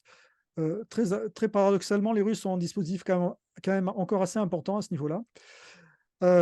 Sur le pont de Konstantinov, oui. Toujours le même balai d'unité ukrainienne. La petite poche qu'il y avait ici à proximité de l'ex-barrage, elle a été évacuée et reconquise par les Russes. Donc ça a animé LCI pendant une semaine. Que dire? Moi, je m'interroge vraiment sur les experts qui arrivent sur les plateaux. Quand j'entends les fadaises qu'ils disent et quand je vois ce garçon-là qui anime son site de stratégie militaire et la manière dont ces analyses sont pertinentes, je me pose vraiment des questions. On n'est pas sur les questions des compétences, là. On est les questions d'un autre ordre, je pense. Donc, les Ukrainiens cherchent à percer sur Robotim. Le reste du front, ça reste relativement stable. Sur Vremensky, à cet endroit-là, les Ukrainiens cherchent également à pousser, mais il n'y a pas d'avancée vraiment notable. On est vraiment sur cette volonté de pousser à cet endroit-là. Donc, voilà ce qui se passe sur Robotine. J'en ai déjà parlé. Ce qui se passe sur Vremensky et Novosilka avec cette poussée ukrainienne. Toujours le même système, les Russes reculent, après ils frappent avec l'artillerie, ensuite ils font une contre-attaque. Sur la région de Donetsk, les Russes cherchent toujours à conquérir Marinka et puis Avdiivka, puisque c'est à partir de là que les Ukrainiens bombardent Donetsk, avec des bombardements qui se sont intensifiés depuis le début de l'offensive ukrainienne, et surtout depuis que les Ukrainiens ont des difficultés sur le plan opérationnel. Sur Bakhmut, situation stable. Au sud, là où les Ukrainiens avaient énormément avancé, eh bien les Russes ont repris quasiment la ligne de départ. Et là, par contre, c'est vraiment sur Kupiansk qu'il y a la plus forte avancée, avec les Russes qui seraient arrivés sur cette ligne-là. Donc, quasiment en marge des premières banlieues de Kupiansk. Donc, à suivre. Les ponts routiers ont été détruits sur l'Oskol. par les Ukrainiens, donc ce qui peut poser des problèmes de ravitaillement pour leurs troupes qui se trouvent de ce côté-là. Les troupes qui se trouvent de ce côté-là des Ukrainiens risquent de se retrouver dos à la rivière. Donc, est-ce qu'on ne va pas être sur un dispositif sur Kherson inversé, mais inversé à la défaveur des Ukrainiens, hein, donc voilà où se trouve la coupure humide. Hein, et puis des poussées également des Russes vers Liman à partir du massif forestier, mais c'est beaucoup plus lent, puisque le massif forestier annule en fait l'avantage des Russes en matière d'appui-feu. Hein. Donc on est sur un dispositif de combat d'infanterie où les drones et l'appui-feu d'artillerie, cette supériorité est annihilée. Et malgré cela, il y a un commandant ukrainien qui estimait qu'il avait 2 fois plus de pertes que les Russes. Malgré cela, alors que les Russes s'attaquent et qu'eux sont en défensive. Bien noté. Alors, maintenant, on arrive à notre passage sur le désinformation. Alors, ce n'est pas vraiment de la désinformation, mais honnêtement, quand je vois le niveau des interactions sur Twitter ou même parfois la télé, on est sur oui, oui, c'est oui, oui, la guerre où Martine s'occupe de l'Ukraine. C'est la guerre racontée à des enfants. On fait des Oui. pétitions pour avoir des Mirage 2000C. Euh, les, les, les, les F-16, à partir du moment où la décision est prise, dans le mois d'après, ils sont sur le sol ukrainien avec les armes, les mécaniciens et les pilotes prêts à les utiliser. Non, mais je me pose vraiment des questions. C'est de la lucidité, en fait, c'est un problème de lucidité. Je pense que le militantisme annihile les neurones des gens, en fait. Ils n'ont plus la capacité à réfléchir. Alors, il y a certains qui sont spécialistes de ça. Il y a Guillaume Ancel, je pense que c'est un des pires. Je pense que c'est un garçon intelligent au départ, mais là, il est complètement rentré dans une espèce de délire. Oui, mais Et alors, puis, il y a quelque chose qu'il ne faut pas négliger, Hervé, c'est les agents. C'est un vendu. Lui c'est un vendu et c'est pas ouais, nouveau. ouais, Si, c'est ouais, pas nouveau, c'est pas c'est nouveau. toute Ces prises théorie. de position concernant le Rwanda et tout, elles ont été dictées par des affinités, je vais même dire des accointances. Et s'il n'est pas content, il a qu'à me poursuivre en diffamation qu'on rigole. Hein, non, non, lui c'est, je donne pas le crédit de la bonne foi à Goya, hein, mais je pense que oui, il est devenu militant. Il a de la reconnaissance, qui est un de ses problèmes, hein, et je pense qu'il a une rémunération. Bon, je veux dire, c'est bon, si, pour si, ça c'est pour ce qui concerne les chaînes d'infos, si, pas Ah les oui, gars. Je parle des chaînes d'infos. Ah non, je parle pas des États-Unis où ah oui, oui, il a mais, dû être très content quand l'Institut Aspen lui a demandé d'intervenir. Alors là, il bichait. mais, Mais mais, mais à partir du moment où tu es expert en fait, sur une chaîne, bon, tu es obligé d'épouser quand même la ligne éditoriale de la chaîne. Hein. C'est oui, comme les oui, journalistes. tous ceux qui l'ont pas épousé, ils ont été virés dans la minute. Hein. Ça, on les a jamais revus. Non, mais je suis tout à fait. C'est une bataille qui est une bataille aussi de communication. Je suis tout à fait d'accord. Le problème, c'est que comme les choses se tendent, bah, les enjeux sont très forts quand même. Il y a une guerre mondiale, il y a un affrontement euh, entre l'Occident et le reste du monde, un affrontement qui n'est pas uniquement militaire, mais enfin, on parle aussi, on se demande ce qui va se passer en Chine. Hein. On lit des tas d'articles, y compris dans la presse américaine, en disant, de toute façon, il y avait un haut gradé américain de la marine, je crois, qui a dit en 2025, c'est la guerre avec la Chine. Non mais, oh, c'est la guerre avec la Chine. Il faut se préparer à ça. Donc, moi, je veux bien, hein, mais on a les moyens de détruire 100 fois la planète. Je trouve ça inquiétant. Et que ça génère des tensions, je peux le comprendre. Petite anecdote que je te racontais hors antenne, hein, puisqu'on va utiliser cette expression, concernant l'algorithme m'envoie qui est taquin. Il m'envoie toute une analyse justement sur Robotine d'un gars qui met des cartes et tout. Voilà, ils ont fait ça. Et hop, moyennant quoi, d'après ces analyses, on était à Moscou 2 jours après. J'exagère un peu. Hein, et donc, il y il y a quelqu'un en dessous qui met source de ces cartes. Et le gars répond, c'est les miennes. Et il y en a un autre qui met les émojis du rire, hein, et quelqu'un d'autre, un autre fanatique qui est là, qui dit, mais pourquoi est-ce qu'il rigole, lui? Alors je mets moi, parce que d'habitude, j'interviens pas, je mets pour les mêmes raisons que moi, c'est tout. Hein. Et moyennant quoi, hop, déferlement de trolls, sale collabo, Ah oui. etc., etc.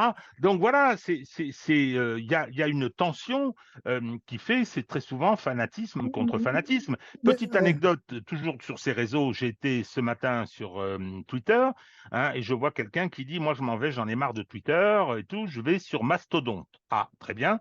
Hein, j'ai été jeter un coup d'œil. Bon, bah, c'est Libération et Mediapart, quoi. C'est tout. C'est exclusivement ça. Là, ils se retrouvent au chaud, hein, parce qu'ils ne sont pas confrontés et ils peuvent échanger. C'est comment dire. Mais la façon dont le fanatisme se construit, mais c'est comme ça dans toutes les guerres. Moi, ouais. j'ai toujours cet exemple extraordinaire, Céline, d'un château l'autre, où on voit tous les collabos partis à Sigmaringen au moment où au moment où le Reich s'effondre. Et lorsque la contre-offensive des Ardennes se déclenche, il commence à se répartir les postes de ministres persuadés qu'ils vont rentrer à Paris dans les 8 jours. Non, mais attends, bon, voilà, auto-intoxication, fanatisme. Malheureusement, ça peut toujours déboucher sur une très grande violence. Hein. Pour en revenir sur Twitter, le fait est qu'il y a beaucoup de gens qui insultent, collabos, pro-russes, poutinolâtres, salopards. Je me suis fait traiter de salopard par un type, en plus qui était identifié. Hein. Les gens ne se rendent pas compte hein, quand même, parce que ça pourrait aller loin, c'est insulte publique, ainsi de suite. Un Donc, jour public, oui. ils sont complètement malades. J'ai pas de temps à perdre avec des abrutis comme ça. Non, non. Mais je pourrais à la limite, tu vois. Et donc, c'est assez incroyable. Alors, c'est vrai que c'est le discours militant. Alors, il y a aussi ceux qui sont NAFO. Un NAFO, c'est les pires, ceux-là. C'est Et quoi? alors, Ça ça, veut dire quoi, NAFO? ah ben, c'est ceux qui participent au discours pro-OTAN atlantiste. Et alors là, c'est les pires, hein, c'est les pires. Alors, il y a le discours militant pro-ukrainien, ensuite pro-russe. Alors moi, ce que je peux constater, c'est que c'est juste factuel. Côté pro-ukrainien, c'est les insultes, assez peu d'arguments. Bah, c'est factuel. Hein. Et côté pro-russe, il y a beaucoup plus d'arguments. J'ai l'impression que le militantisme pro-russe est beaucoup plus cultivé, argumenté que le militantisme pro-ukrainien. C'est juste un constat, hein, mais ça, se, ça se remarque également dans les débats sur les plateaux TV, hein, ou le débat entre Ala Péody et puis Xavier Moreau. Hein. Bon, là, La c'était belle à la poédie, à la ça, Wagmar. ça a été le chaos au bout du premier round. Hein. Il y a pas d'argument derrière. C'est de la rumeur, c'est du niveau Hanouna, quoi. C'est TPMP, quoi. C'est ce niveau-là, quoi. C'est Voilà. affolant. Donc, en tout cas, c'est juste un constat factuel. Et j'ai l'impression que sur le plan géopolitique, les gens qui sont pro-russes ont une connaissance géopolitique que les autres n'ont pas. Donc, c'est intéressant quand même de remarquer cela. Ben, je Ouais, pense que leur situation n'est pas la même non plus. C'est-à-dire qu'on est obligé, si on veut s'intéresser à, à tout ce qui se passe au-delà de ce que nous raconte le système médiatique, ça oblige un petit peu à construire, à utiliser sa raison. Et en exactement. plus, on bénéficie, je parle des pro-russes, on bénéficie d'un avantage, c'est que incontestablement, sur le plan de la guerre, la Russie domine, elle est dominante. Hein, sur le plan de la guerre russo-ukrainienne, elle est dominante. Donc, effectivement, c'est plus rationnel, alors que du côté ukrainien, c'est totalement affectif. Mais d'ailleurs, à la poésie, c'est exactement ça, c'est totalement affectif, totalement c'est émotionnel, quoi. C'est Ouais, n'importe mais bon, maintenant, ça peut se comprendre, elle est ukrainienne, si tu veux. quoi. Moi, Oui, oui. je les comprends pour cela. Mais quand tu vois un Français, des Français, en fait, qui n'ont pas compris que c'est une guerre sur le sol de l'Europe, mais dans laquelle la France n'a pas d'intérêts vitaux et dans laquelle les Européens sont en train de se fourvoyer, puisqu'ils sont en train de s'appauvrir et de basculer directement dans dans une situation de vassalité sur les plans économiques et stratégiques irrémédiable vis-à-vis des États-Unis. Le seul intérêt des Européens, ça aurait été que la guerre soit la plus courte possible. Bien C'était sûr. leur objectif, ça aurait dû être ça. Peu importe qui gagnait, mais qu'elle soit la plus courte possible. Mais il n'y a aucune sanction politique nulle part en Occident, jamais. Quand on voit ce qui se passe aux États-Unis, où on a fait élire un président sénile, quand on voit ce qui s'est passé par exemple à Hawaï, hein, le voyage de Biden plusieurs jours après, qui s'endort les vidéos le montrent, au moment où les victimes viennent raconter leurs expériences, parce qu'il y a des milliers de morts. Hein, c'est-à-dire qu'il y a un bilan qui est peu élevé, enfin peu élevé, hein, mais il y a des centaines et des centaines de disparus, donc on va dépasser le millier, peut-être plusieurs milliers. Il se passe rien derrière, il se passe rien, on continue à faire semblant, comme si le pays dominant de l'Occident était dirigé par quelqu'un de compétent. Non, il est dirigé par un vieillard sénile, hein, et je vais rester poli dans la description, mais nous, on est dirigé en France par un président de la République, hein, dont j'ai parlé tout à l'heure à propos de la façon dont, avec une arrogance totalement inepte, il vient dire, alors qu'il a subi humiliation sur humiliation en Afrique, mais pas seulement pendant cet été, et qui nous disait au début de la contre-offensive, il faut que cette contre-offensive que nous allons soutenir à fond soit la plus victorieuse possible, hein, pour que l'on puisse, etc., etc. Il a le constat, là. Quand est-ce qu'il est venu faire son autocritique en disant « je me suis trompé, j'espérais que… » et tout, il a le droit d'avoir ses positions, hein, mais non, non, non, aucune sanction politique, jamais, personne ne démissionne. Hein. Madame Schiappa organise le détournement de 2 millions d'euros de fonds publics dans une opération qui prend comme raison la décapitation d'un professeur, hein, eh bien, il ne se passe rien. Alors, elle a été filtrée en plein été à l'occasion d'un remaniement auquel personne n'a fait attention, hein, et je pense que ceux qui ont touché l'argent, les fonds publics détournés dans l'affaire Samuel Paty, eh ben, ils ont dû en profiter cet été. Et il ne se passera rien. Il ne se passera rien. Donc, voilà, c'est assez tragique. C'est de voir. Moi, dans ce que tu dis, ce qui m'aura frappé dans cette période, la première chose, c'est effectivement la capacité des gens à, comment dire, à perdre leur sang-froid et à basculer dans l'affectif irrationnel, et puis le fait que l'Europe, qui fait partie de l'Occident vassal que tu décris des États-Unis, continue sa marche en direction du mur. C'est terrible. Parce que là j'en viens aussi, j'ai eu des remarques sur les possibilités prospectives de sortie de cette guerre. J'ai dit tout à l'heure qu'on n'allait pas prendre de risque avec Hervé en disant il va se passer ci, il va se passer ça. Non. Hein. Moi, depuis le début, les gens qui m'écoutent doivent me faire crédit que j'ai toujours été, de ce point de vue-là, très prudent, et j'ai toujours pensé que les Russes n'étaient pas pressés. Ils n'étaient pas pressés parce que par rapport aux objectifs qu'ils ont définis, hein, ils sont en train de broyer l'Ukraine après avoir échoué dans l'application du traité de paix initial qui avait été signé et dont les Occidentaux n'ont pas voulu. Mais maintenant, et puis il y a le développement international, il y a la situation des pays occidentaux, il va y avoir des élections aux Pays-Bas, j'attends de voir ce que ça va donner. Il est tout à fait possible qu'un parti entre guillemets, dit d'extrême droite, en tout cas populiste, arrive au pouvoir. Il est résolument pour mettre fin au soutien de l'Ukraine. Hein. Donc, effectivement, les Russes peuvent se dire, d'ailleurs, Poutine, ils se le disent, mais ils le disent, Poutine a dit, vous inquiétez pas, dans 1 an, dans 2 ans, dans 3 ans, les gens que nous avons en face de nous ne seront plus au pouvoir. Bon, très bien. Donc, c'est la raison pour laquelle j'imagine, hein, au contraire de ce que nous dit par exemple un Douglas MacGregor, j'imagine qu'il n'y aura pas d'offensive grande flèche. Mais je peux totalement me tromper, hein, ça, j'en sais rien du tout. Ouais, on va pas aborder le sujet maintenant parce que sinon la vidéo va faire 2 h 30. Oui. En tous les cas, je pense que Svechine avait très bien compris que ce qui comptait, ce n'était pas le primat des opérations militaires, mais ce qui était le primat de tout ce qui se passait à l'arrière, et notamment l'économie. Et c'est pour ça que c'était important de parler des BRICS en début de vidéo, et également de parler de l'espace. On est vraiment sur cette grande stratégie, je dis bien stratégie globale, avec bien sûr un niveau militaire qui n'est pas forcément le niveau le plus déterminant dans cet affrontement entre les États-Unis et leurs alliés et la Russie et le groupe des pays qui la soutient, ou qui sont neutres, mais qui la soutiennent de manière… Alors, pour en revenir à notre problématique des Mirage 2000C, je dis bien des 2000C, et pas des autres. Une très bonne analyse sur la chaîne Débrief dont j'ai parlé, c'est le fameux pilote de Rafale M qui a sa chaîne YouTube Débrief. Elle est très très bien, sa chaîne. Il est toujours factuel et technique, il n'est pas du tout militant, il cherche à analyser les choses de manière froide, ce qui n'est pas le cas de la chaîne, bien sûr, de Titelman. Dès qu'il bascule sur l'Ukraine, après, sur les autres sujets, il est tout aussi pertinent, mais pas sur l'Ukraine.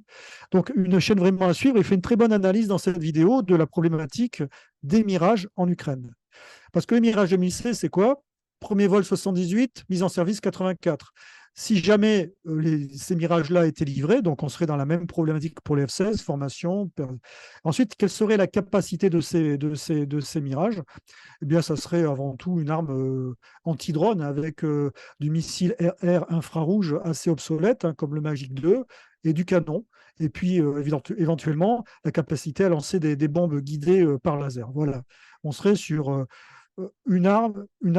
un avion qui est comparable au MiG-29 actuel, avec des capacités du MiG-29 que le Mirage 2000 n'a pas, parce que le MiG-29, c'est un avion rustique qui peut décoller à partir de route. Ce n'est pas le cas du Mirage 2000C.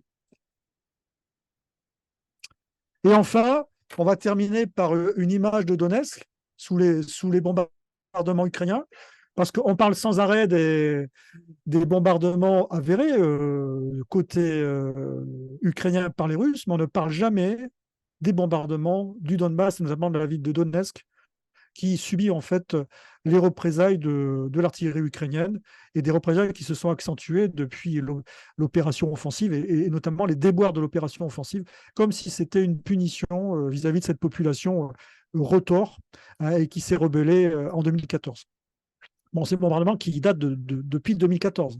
Alors, Christelle Néant, qui est évidemment une journaliste militante et engagée sur Donetsk, fait d'excellents reportages dessus. On ne peut pas la taxer d'inventer les bombardements ou d'imaginer les dégâts ou les blessés qu'elle filme, hein.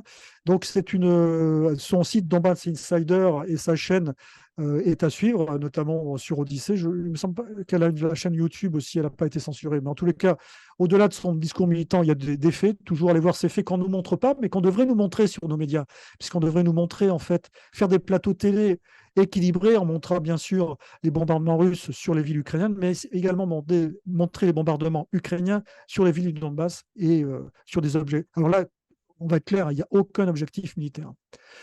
Ensuite, comme je suis en même temps sur Telegram, je viens de voir que Christelle Néant a sorti une information qui est à vérifier par rapport au crash de l'avion de Prigogine, soi-disant que le 23 août, des étrangers auraient visité l'avion de Prigogine parce qu'il était en vente, hein. Et donc, bref, c'était des acheteurs potentiels. Donc, à suivre. On n'a pas terminé avec les hypothèses de ce truc-là. Voilà. Bon, ben voilà, j'en ai terminé là. On verra, mais il y a une hypothèse que tu n'as pas avancée. Beaucoup disent, mais je n'ai pas d'opinion particulière là-dessus. Moi, comme je l'ai dit tout à l'heure, je ne m'y intéresse pas plus que ça. C'est qu'en fait, il avait caché sa mort. C'était une mise en Ah, scène oui. et qu'en Ouais. fait, on allait le voir Oui. revenir, Ouais. etc., etc. Alors, en redonnant des exemples de gens qui avaient instrumentalisé comme ça et avaient fait Oui. de faux suicides et tout. Et tiens, Euh, je profite de l'occasion, j'ai un seul exemple que je peux donner, mais il est très ancien. Le père de Louis de Funès avait fait ça. Il était ruiné, etc. Il a organisé un faux suicide et on l'a retrouvé 30 ans plus tard au Venezuela, hein, où je crois que c'était le Venezuela, je suis pas totalement sûr. Il a refait sa vie, etc., etc., ce qui est assez extraordinaire. Ah Ah, non, mais je mais pense bon. que ça n'a pas eu du tout d'influence sur la carrière On de est en son plein fils. délire. On est en plein Hein. délire. Girnov qui est intervenu sur BFM TV. Girnov qui a l'habitude de dire n'importe quoi en général.